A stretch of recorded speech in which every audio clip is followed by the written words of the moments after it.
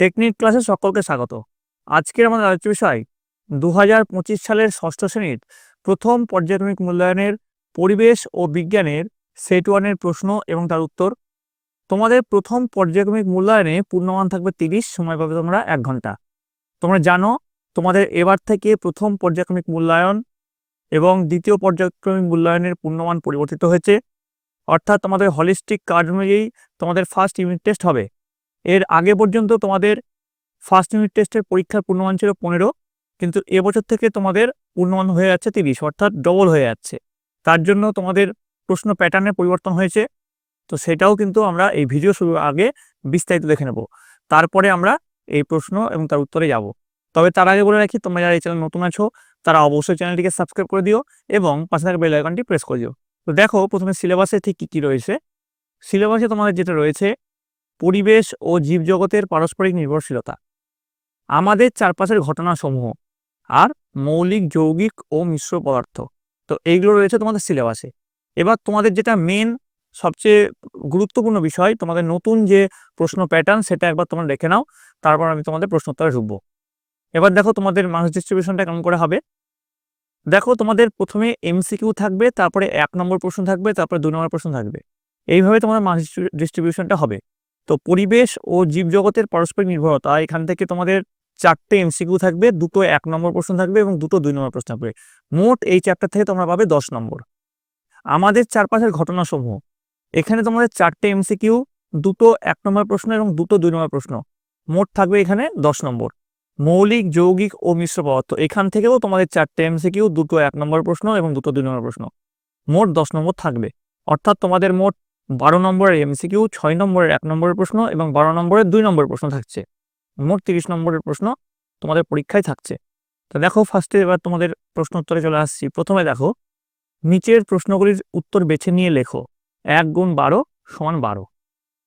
প্রথম যে প্রশ্ন, অ্যারিথ্রোমাইসিন ওষুধ পাওয়া যায় ছত্রাক থেকে নাকি ব্যাকটেরিয়া থেকে নাকি উদ্ভিদ থেকে নাকি প্রাণী থেকে? এটার যেটা সঠিক উত্তর সেটা হচ্ছে ব্যাকটেরিয়া থেকে। নেক্সট দেখো 2 নম্বর, গাছের কুঠোরে বাস করে বাবুই পাখি, মাকড়সা, বাদুড় নাকি কাঠবিড়ালি? উত্তর হচ্ছে কাঠবিড়ালি। পরের প্রশ্ন, জোয়ার ভাটা একটি পর্যাবৃত্ত, মনুষ্যসৃষ্ট, অপর্যাবৃত্ত নাকি অনভিপ্রেত ঘটনা? এটা যেটা সঠিক উত্তর সেটা হচ্ছে পর্যাবৃত্ত ঘটনা। পরের প্রশ্ন 4 নম্বর, প্রদত্ত কোন মিশ্রণটি তরল ও গ্যাস মিশে তৈরি হয়েছে? নুন ও লোহার গুঁড়োর মিশ্রণ, চিনির জলীয় দ্রবণ, পুকুরের জলে অক্সিজেন গ্যাসের দ্রবীভূত হওয়া নাকি অক্সিজেন এবং নাইট্রোজেন গ্যাসের মিশ্রণ? তো এটা যেটা সঠিক উত্তর সেটা হচ্ছে পুকুরের জলে অক্সিজেন গ্যাসের দ্রবীভূত হওয়া। পরের প্রশ্ন দেখো, রূপোর চিহ্ন হলো এজি নাকি এইউ নাকি এফই নাকি সিইউ? উত্তর হচ্ছে এজি। এবার দেখো পরের প্রশ্ন 1.6, স্ট্রেপ্টোমাইসিস হলো এক ধরনের ব্যাকটেরিয়া, ভাইরাস নাকি ছত্রাক? এটা সঠিক উত্তর হচ্ছে ব্যাকটেরিয়া। চলে আসবো পরের প্রশ্ন 1.7, ম্যালেরিয়া রোগের ওষুধ হলো মরফিন, কুইনাইন, গদ নাকি রজন? উত্তর হচ্ছে কুইনাইন। 8 নম্বর প্রশ্ন, hydrogen, oxygen, carbon dioxide gas কোনো কিছুকে জ্বলতে সাহায্য করে, কোনটা? হাইড্রোজেন নাকি অক্সিজেন নাকি কার্বন ডাইঅক্সাইড? কোন গ্যাসটা কোনো কিছুকে জ্বলতে সাহায্য করে কিন্তু নিজে জ্বলে না? উত্তর হচ্ছে অক্সিজেন। 1.9, প্রদত্ত কোনটি উন্মুখী পরিবর্তন? দুধ থেকে দই প্রস্তুতি, লোহাকে গরম করা, লোহায় মরচে পড়া নাকি রান্না করা? তো এটা সঠিক উত্তর হচ্ছে লোহাকে গরম করা। নেক্সট দেখো 10 নম্বর, কার্বন টেট্রাক্লোরাইড যৌগে ক্লোরিন পরমাণুর সংখ্যা 5টি নাকি 4টি নাকি 3টি? উত্তর হচ্ছে CCl4 এ ক্লোরিন পরমাণুর সংখ্যা হচ্ছে 4টি। নেক্সট দেখো, কোনটি মৌল নয়? তামা, কার্বন, সোনা নাকি অ্যামোনিয়া? কোনটি এর মধ্যে মৌল নয়? উত্তর হচ্ছে অ্যামোনিয়া। নেক্সট 12 নম্বর, একটি যৌগিক পদার্থ হলো চিনির শরবত, বাজির মশলা নাকি জল? কোনটা হবে? উত্তর হচ্ছে চিনির শরবত। এবার দেখো 2 এর দাগের প্রশ্ন, নিচের প্রশ্নগুলির এক কথায় উত্তর দাও যে কোনো 6টি। 1 গুণ 6 সমান 6। প্রতিটি প্রশ্নের মান কিন্তু এখানে 1 করে রয়েছে। প্রথম যে প্রশ্ন দেখে নেব 2.1, পর্যাবৃত্ত ঘটনা কাকে বলে? উত্তর লিখবে, একটি নির্দিষ্ট সময় পরে পরে যে ঘটনা পুনরায় ঘটে তাকে পর্যাবৃত্ত ঘটনা বলা হয়। নেক্সট দেখো 2 নম্বর, মৌলের চিহ্ন কাকে বলে? উত্তর লিখবে, মৌলের সংক্ষিপ্ত নামকে মৌলের চিহ্ন বলে। পরের প্রশ্ন, পরজীবী কাদের বলে?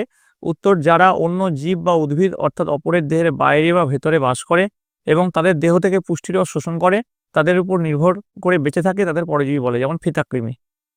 নেক্সট দেখো 4 নম্বর, অজৈব সার কি? উত্তর লিখবে, কৃত্রিম পদ্ধতির দ্বারা ও বাণিজ্যিক উপায়ে বিভিন্ন অজৈব পদার্থের মিশ্রণে যে সার উৎপাদন করা হয় তাকে অজৈব সার বলা হয়, যেমন ইউরিয়া, অ্যামোনিয়া, সালফেট। ঠিক আছে। নেক্সট দেখো 5 নম্বর, ফিল্টার করার পর কি কি পাওয়া যায়? উত্তর লিখবে, ফিল্টার করার পর পাওয়া নিচের তরলটিকে বলা হয় পরিশ্রুত, আর ফিল্টার কাগজের উপরে পড়ে থাকা কঠিন পদার্থটিকে বলা হয় অবশেষ। নেক্সট দেখো 6 নম্বর, চোরকাঁটা কি? উত্তর লিখবে, চোরকাঁটা এক জাতীয় গাছের ফল। আমাদের জামা কাপড় বা অন্যান্য প্রাণীর গায়ে লেগে ওই ফলগুলো এক জায়গা থেকে অন্য জায়গায় ছড়িয়ে পড়ে।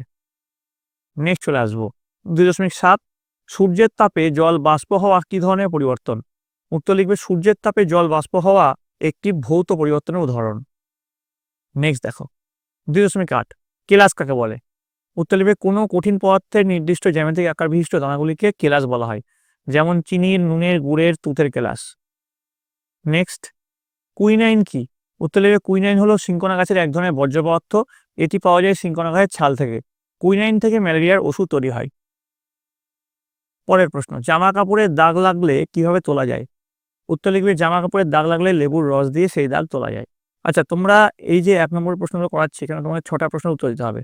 তোমরা হয়তো পরীক্ষায় এতগুলো অপশন হয়তো পাবে না, কিন্তু যেহেতু তোমাদের এটা সাজেশন ভিডিও করছি, তোমাদের যাতে পড়তে সুবিধা হয়, তাই জন্য তোমাদের কিছু বেশি অপশন আমি কিন্তু এই ভিডিওতে রাখছি। দেখো, এবার দেখো 3 দাগের প্রশ্ন, নিচের প্রশ্নগুলির সংক্ষিপ্ত উত্তর দাও। যে কোনো 6টি। 2 গুণ 6 সমান 12, প্রতিটি প্রশ্নের মান হচ্ছে 2 করে। প্রথম যে প্রশ্ন দেখো 3.1, সাগর কুসুম ও সন্ন্যাসী কাঁকড়ার মধ্যে কিরূপ মিথজীবিতা দেখা যায়? উত্তর লিখবে, সন্ন্যাসী কাঁকড়ার পেটের অংশ নরম হওয়ায় সে বাসা বাঁধে কোনো মৃত সামুদ্রিক প্রাণীর খোলসে, আর সন্ন্যাসী কাঁকড়া পিঠে করে সাগর কুসুমকে বয়ে নিয়ে বেড়ায়। সন্ন্যাসী কাঁকড়ার দেহ যখন বাড়ে, সাগর কুসুমের খোলস শুদ্ধ সন্ন্যাসী কাঁকড়াকে ঢেকে রাখে এবং তার বিষাক্ত কেশযুক্ত টেন্টাকলসের সাহায্যে সন্ন্যাসী কাঁকড়াকে রক্ষা করে। সন্ন্যাসী কাঁকড়া খাবার পেলে সাগর কুসুমও সেই খাবারের ভাগ পায়। তারপর দেখো 3.2, মাছে নুন বা আচারে ভিনিগার মেশানো হয় কেন? উত্তর লিখবে, মাছ নুনে জারিয়ে রাখলে বা আচারে ভিনিগার মেশালে যেসব জীবাণু মাছ বা আচারের রাসায়নিক পরিবর্তন ঘটিয়ে তা নষ্ট করে, তারা বাঁচতে পারে না। এর ফলে মাছ বা আচার বেশি দিন ভালো থাকে। পরের প্রশ্ন, গাছ কিভাবে পরিবেশে অক্সিজেন ও কার্বন ডাইঅক্সাইডের ভারসাম্য বজায় রাখে? উত্তর লিখবে, আমরা শ্বাস নেওয়ার সময় অক্সিজেন গ্রহণ করি আর শ্বাস ছাড়ার সময় কার্বন ডাইঅক্সাইড ত্যাগ করি। অপরদিকে গাছেরা খাদ্য তৈরির সময় কার্বন ডাইঅক্সাইড গ্রহণ করে এবং অক্সিজেন ত্যাগ করে। এর ফলে পরিবেশে অক্সিজেনের যোগান বজায় থাকে। এভাবে গাছ পরিবেশের অক্সিজেন আর কার্বন ডাইঅক্সাইডের ভারসাম্য বজায় রাখে। নেক্সট দেখো 3.4, ধাতুগুলির সাধারণ ধর্মগুলো কি? উত্তর লিখবে, 1, এদের উপরের তল আলো পড়লে চকচক করে। 2, এদের আঘাত করে ঠং করে বিশেষ শব্দ হয়।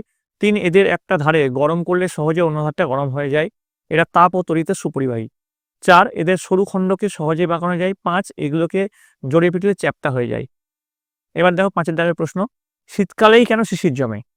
উত্তর লিখবে, শিশির জমার জন্য পরিবেশের উষ্ণতা যতটা কমার দরকার, গরমকালে রাত্রে উষ্ণতা ততটা কমে না, তাই গরমকালে শিশির জমে না।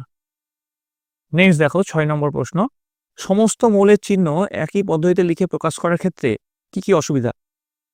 উত্তর লিখবে, সমস্ত মৌলের চিহ্ন একই পদ্ধতিতে লিখে প্রকাশ করার ক্ষেত্রে যে অসুবিধা দেখা যায় তা হলো ইংরেজি বানানের একই আদ্যাক্ষর হয়ে যাওয়া। যেমন কার্বন এর চিহ্ন হবে সি, তাহলে ক্যালসিয়ামের চিহ্ন কি হবে? এই অসুবিধা দূর করতে অন্য একটি পদ্ধতি ব্যবহার করা হয়েছে, সেটি হলো ইংরেজি বানানের ক্ষেত্রে প্রথম দুটি অক্ষর ব্যবহার করে মৌলের চিহ্ন লেখা হয়। এক্ষেত্রে ক্যালসিয়ামের চিহ্ন হবে CA। 3.7, ভৌত ও রাসায়নিক পরিবর্তন একই সঙ্গে সংঘটিত হয় এমন একটি ঘটনার উদাহরণ দাও এবং ব্যাখ্যা করো। উত্তর তোমরা লিখবে, ভৌত ও রাসায়নিক পরিবর্তন একই সঙ্গে সংঘটিত হয় এমন একটি ঘটনার উদাহরণ হলো মোমবাতির দহন। তা ভৌত পরিবর্তন পয়েন্ট দেবে দিয়ে লিখবে, মোমবাতির দহনের সময় কঠিন মোম গলে গিয়ে তরলে পরিবর্তন হয়। এটি ভৌত পরিবর্তন এবং অস্থায়ী পরিবর্তন, কারণ ঠান্ডা হলে তরল মোম আবার কঠিন মোমে পরিণত হয়। এবার দেখো রাসায়নিক পরিবর্তন পয়েন্ট দেবে, ঠিক আছে, পয়েন্টটা পরের প্যারাগ্রাফে করবে। দিয়ে লিখবে, যখন মোমবাতির দহন হয় তখন তা বায়ুর অক্সিজেনের সঙ্গে রাসায়নিক বিক্রিয়া করে কার্বন ডাইঅক্সাইড ও জলীয় বাষ্প উৎপন্ন করে। এটি রাসায়নিক স্থায়ী পরিবর্তন। এবার দেখো 3.8, একটি পরীক্ষার দ্বারা বুঝিয়ে দাও জল হাইড্রোজেন ও অক্সিজেন দিয়ে তৈরি হয়। উত্তর লিখবে, একটি বিকারে কিছু পানীয় জল নিয়ে তার মধ্যে একটি রবারের টুকরো রাখা হলো। এবার দুটি ছোট পেরেক দিয়ে রবারের মধ্যে পুঁতে দেওয়া হলো। এবার 3-4টে টর্চ জ্বালানো সাধারণ ব্যাটারির সঙ্গে তামার তার যোগ করে ও জলের মধ্যে ডোবানো দুটি পেরেকের মাথায় যোগ করা হলো। এবার ভালো করে লক্ষ্য করলে দেখতে পাওয়া যাবে পেরেক দুটোর গায়ে বুদবুদের মতো গ্যাস জমা হচ্ছে। দুটি পেরেকের একটির গায়ে হাইড্রোজেন এবং অন্যটির গায়ে অক্সিজেন গ্যাস জমা হচ্ছে। জলের তড়িৎ চালনা করার পর জল ভেঙে হাইড্রোজেন আর অক্সিজেন তৈরি হয়। এ থেকে বুঝতে পারা যায় যে জল হাইড্রোজেন ও অক্সিজেন দিয়ে তৈরি। তো এই গেল তোমাদের ষষ্ঠ শ্রেণীর প্রথম পর্যায়ক্রমিক মূল্যায়নের হলিস্টিক কার্ড অনুযায়ী প্রশ্ন এবং তার উত্তর। তোমাদের এর আগেও বলেছি, আবারও বলছি, তোমাদের এবারের পরীক্ষা কিন্তু 15 নম্বরের হবে না, 30 নম্বরের হবে। এবং যেহেতু এর প্রশ্ন প্যাটার্নটা নতুন, তার জন্য আমি চেষ্টা করব তোমাদের জন্য আরও 3 থেকে 4 সেট প্রশ্ন এবং তার উত্তর নিয়ে আসা। সেগুলো দেখার জন্য অবশ্যই তোমাদের চ্যানেলের সঙ্গে যুক্ত থাকতে হবে। আর তোমাদের এই যে ভিডিওটা করালাম, এই প্রশ্নগুলোই যে হুবহু পরীক্ষা আসবে তেমন কোনো মানে নেই। তোমাদের এরকম টাইপের প্রশ্ন আসবে। যদি এই 4-5টা সেটের প্রশ্ন উত্তর ভালো করে খুঁটিয়ে পড়ো এবং তোমাদের বইটা খুঁটিয়ে পড়ো, তাহলে দেখবে তোমাদের পরীক্ষায় সাফল্য নিশ্চিত। তোমরা সকলে ভালো করে মন দিয়ে পড়াশোনা করো। তোমাদের যদি এই ভিডিওটা ভালো লেগে থাকে অবশ্যই লাইক করবে, বন্ধুদের কাছে অনেক অনেক শেয়ার করবে। তোমরা সকলে ভালো থাকবে, তোমরা সকলে সুস্থ থাকবে।